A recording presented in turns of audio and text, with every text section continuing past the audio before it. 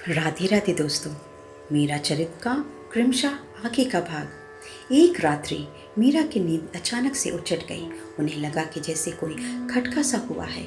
मिट्टी की दीवारों और खपरेल की छत से बने इस साधारण सी कक्ष में भूमि पर ही मीरा का सोने का बिछौना था। पैरों की ओर तीनों दासियां सोई हुई थीं। दोनों सेवक आगे वाले दूसरे कक्ष में थे।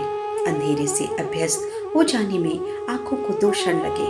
मीरा ने देखा कि चंपा अपनी शैया से उठ खड़ी हुई है, किंतु क्या यह वही उनकी प्रियदासी और सखी चंपा है? हाँ और नहीं भी। वृंदावन आते समय उनके स्वयं की और दासियों के देह पर एक भी अलंकार नहीं था। सबके वस्त्र सादे और साधारण किस्म के थे, किंतु इस समय तो चंपा दिव्य रत्न जड़ित वस्त्र आभूषणों से अलंकृत खड़ी थी। वैसे भी चंपा गौरवर्णा थी, किंतु इस समय उसका वर्ण स्वर्ण चंपा के समान था। उसका गुजरिया के समान ऊंचा घेरदार घाघरा, कंचुकी और ओढ़नी, पैरों में मोटे घुंघरू के नुपुर गुंथे छड़े, हाथों में मोटे मोटे स्वर्ण कंगरों के बीच हीरक जटित चूड़ियां थी।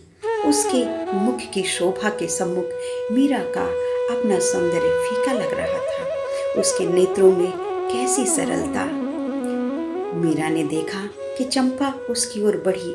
उसकी प्रथम पदक्षेप से नुपुरों की क्षीण मधुर झंकार ने ही उन्हें जगाया था। 2 पद आगे बढ़कर वह नीचे झुकी और मीरा का हाथ थामकर बोली, माधवी उठ चल। मीरा चकित रह गई। चंपा सदा उन्हें आदरपूर्ण शब्दों से संबोधित करती रही है।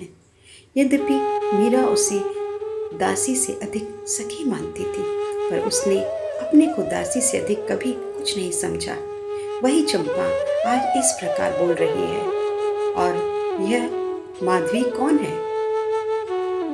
क्षण भर में ये सब विचार उसके मस्तिष्क में घूम गए। चंपा ने फिर उसे उठने का संकेत किया तो वह उठकर खड़ी हो गई। मीरा ने कुछ कहना चाहा तो चंपा ने अपनी सुंदर अंगूठी से विभूषित तर्जनी उंगली को अपने अरुण अधरों पर धरकर चुप रहने का संकेत किया।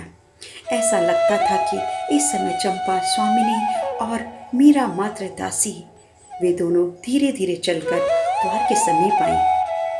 अपने आप रुद्ध द्वार कपाट उद्घाटित हो गए और वे दोनों बाहर आ गई। मीरा ने देखा कि जिस वृंदावन में वह रहती हैं, घूमती हैं, वह वैसा नहीं है। वृक्ष, लता, पुष्प सब दिव्य हैं। पवन, धरा और गगन भी दिव्य है। इस सब की उपमा कैसे दें, क्योंकि यह सब इस जगत का नहीं बल्कि सब दिव्य अलौकिक है। हवा चलती है तो ऐसा लगता है कि जैसे कानों के समीप मानो चुपके चुपके कोई भगवान नाम ले रहा हो। वृक्षों के पत्ते हिलते हैं तो मानो कीर्तन के शब्द मुखरित होते हैं। रात्रि होने पर भी भंवरे गुनगुना रहे हैं और वह गुनगुनाहट और कुछ नहीं भगवनाम मई ही है। तनिक ध्यान देने पर लगता है कि संपूर्ण प्रकृति श्री राधा माधव प्रेम रस में निमग्न है। सघन वन पार करके वे दोनों गिरिराज की तरहटी में पहुंचे। गिरिराज की नाना रत्नमयी शिलाओं से प्रकाश विकीर्ण हो रहा था। तरहटी में कदम वृक्षों से घिरा हुआ निकुंज भवन दिखाई दिया। कैसा आश्चर्य! इस भवन की भित्तियां, वातायन, खिड़कियां एवं रोशनदान आदि सब कुछ कमल, मालती, चमेली और मोगरे के पुष्पों से निर्मित है। गिरिराज जी का दर्शन करते ही मीरा को कुछ देखा देखा सा लगा। ऐसा लगता था मानो उसकी स्मृति पर हल्का सा पतला पर्दा पड़ा हुआ है। अभी याद आया कि ऊहा-पोह में वह चलती गई। दिव्य वृंदावन की एक दिव्य रात्रि में चंपा और मीरा गिरिराज जी की तरहटी में पहुंची हैं। पुष्पों से निर्मित एक निकुंज द्वार पर पहुंच मीरा को सब वातावरण पहले से ही पहचाना सा ही लग रहा है।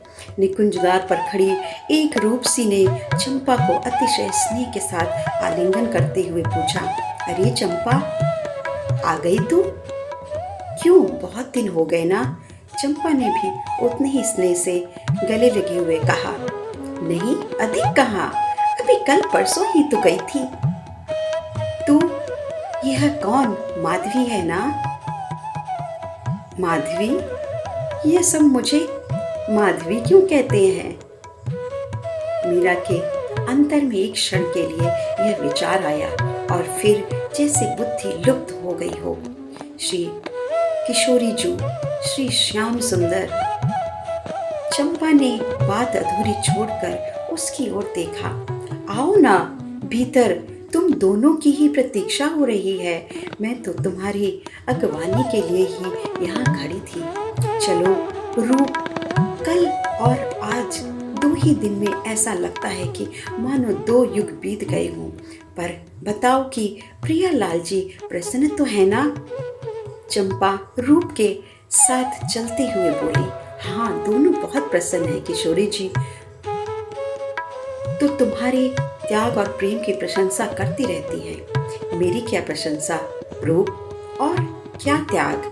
हमारे प्राणधन श्याम सुंदर और प्राणेश्वरी श्री किशोरी जी जिसमें प्रसन्न रहे वही हमारा सर्वस्व है। इन्हें आते देख बहुत सी सखियां हंसती हुई उठ गई। चलो भीतर, किशोरी जी प्रतीक्षा कर रही हैं। राधे राधे दोस्तों। मीरा चरित्र का अगला भाग अगले द्वार।